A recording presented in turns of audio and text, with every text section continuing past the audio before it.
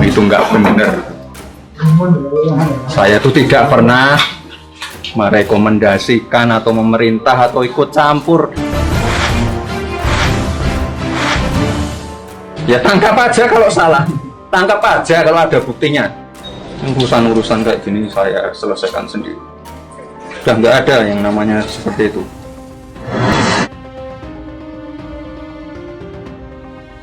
Dalam urusan bansos ini, apalagi merekomendasikan goodie bag, nggak pernah seperti itu. Itu berita yang tidak benar.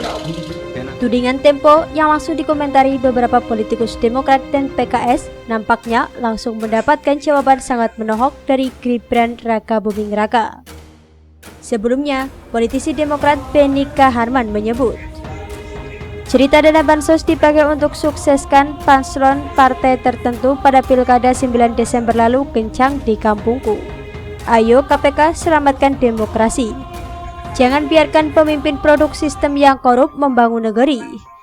Kerjanya nanti hanya menumpuk harta dan kuasa, lupa rakyat, liberty, tulis Beni di akun Twitternya.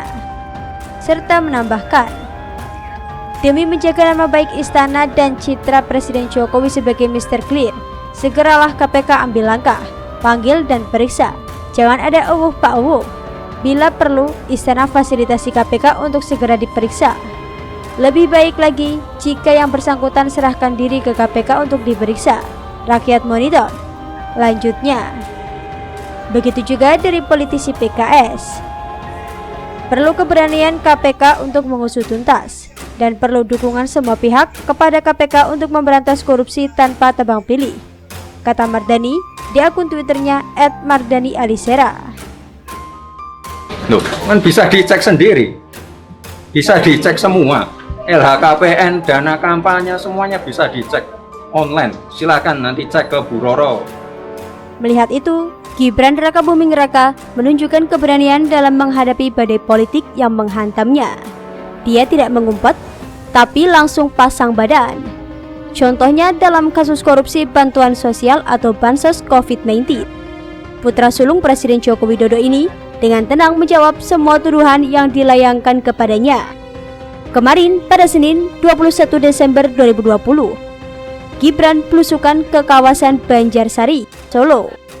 Di tengah belusukan itu, dia dicecar wartawan seputar berita di majalah Tempo yang menyebutnya dirinya merekomendasikan PT Sri Rejeki Isman Tbk alias Sritex ke ex-Menteri Sosial Juliari P. Batubara untuk menyediakan goodie bag alias kantong untuk bansos sembako.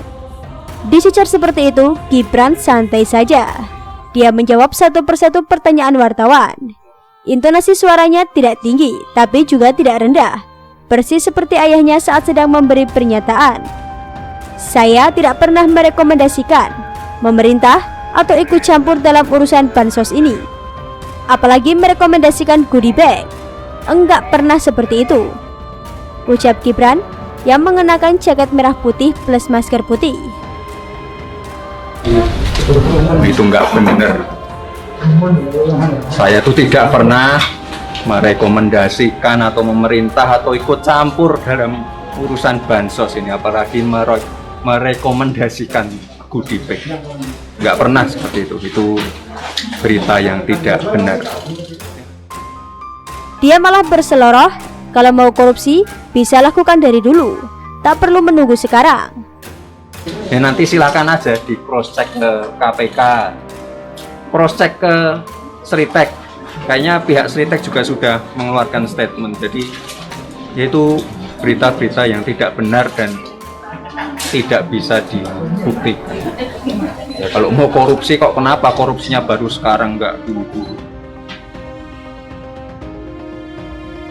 Gibran mengaku kenal dengan Juliari yang kini jadi tersangka kasus korupsi bansos di KPK, tapi tak pernah sekalipun bertemu.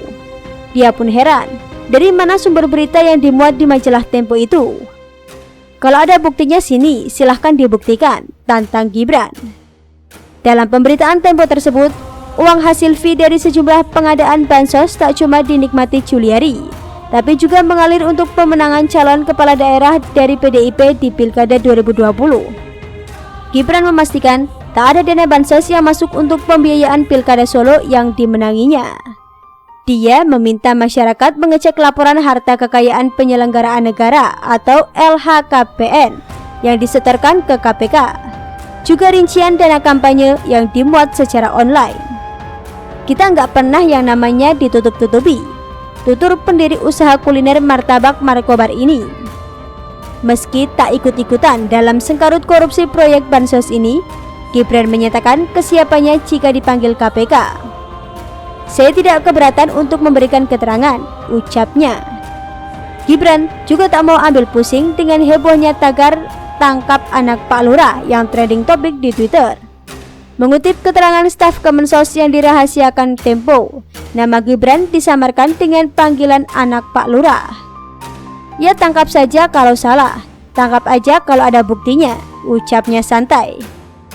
Sedangkan Head of Corporate Communication Sritex, Joy Citra Dewi, juga membantah kabar ada rekomendasi Gibran dalam pengadaan goodie bag bansos. Menurut Joy, Sritex mendapatkan pemesanan tas goodie bag dari Kemensos pada April lalu. Permintaan tersebut diterima pihak marketing kami langsung dari Kemensos dan telah diproses sesuai dengan prosedur kami yang berlaku, ujar Joy. Sritex menyatakan menghormati proses hukum yang berlaku dan berharap isu ini dapat segera dituntaskan dengan baik. Aktivis 80 yang juga pendiri Barisan Relawan Jokowi Presiden atau Bara JP, Roy Maningkas meyakini Gibran tak mungkin berbisnis tas bansos. Keluarga Presiden Jokowi tak mau bisnis karena memanfaatkan jabatan. Saya yakin itu, ujarnya. Buktinya, Gibran mau jualan martabak dan catering, bukan bisnis-bisnis besar. Saya justru malu, kok anak presiden mau bisnis martabak dan catering. Kalau Gibran mau bisnis jual beli minyak yang nilainya triliunan rupiah. Tapi kan memang dia nggak mau, tutur Roy. Bagaimana tanggapan KPK? PLT juru bicara KPK Ali Fikri menjawab diplomatis. Dia menyebut sebagai informasi yang ada akan ditampung.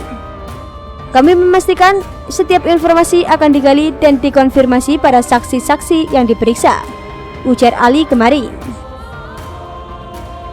Namun demikian, tentu terkait dengan materi pemeriksaan dalam proses penyusunan berita acara pemeriksaan oleh tim penyidik tidak bisa kami sampaikan karena nanti pada waktunya tentu seluruh berita acara pemeriksaan akan dibuka di dalam proses persidangan yang terbuka untuk umum dan dapat diikuti oleh seluruh masyarakat. Saat ini, proses penyelesaian berkas perkara korupsi bansos yang menjerat Juliari dan 4 tersangka lainnya masih terus berlangsung. Penyidik masih akan melengkapi bukti, data, dan informasi dengan memanggil dan memeriksa sejumlah saksi. Ali menegaskan, dalam mengusut suatu perkara, KPK tidak melihat latar belakang politik. Di dalam beberapa perkara ini, kita tidak melihat latar belakang politik. Bahwa dia Wabendum atau Wakil Bendahara Umum Parpol, iya faktanya.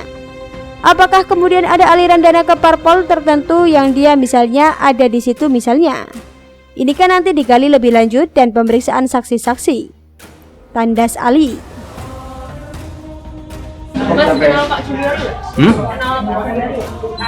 Ya kenal sih kenal, tapi belum pernah ketemu sekalipun. Belum pernah. Dan tidak pernah yang namanya saya ikut campur dalam masalah bansos ini, apalagi merekomendasikan goodie bag. Nggak pernah sekalipun, nggak pernah ikut campur. Silakan nanti cek aja ke Sritex, cek ke KPK. Kalau ada buktinya sini, dibuktikan.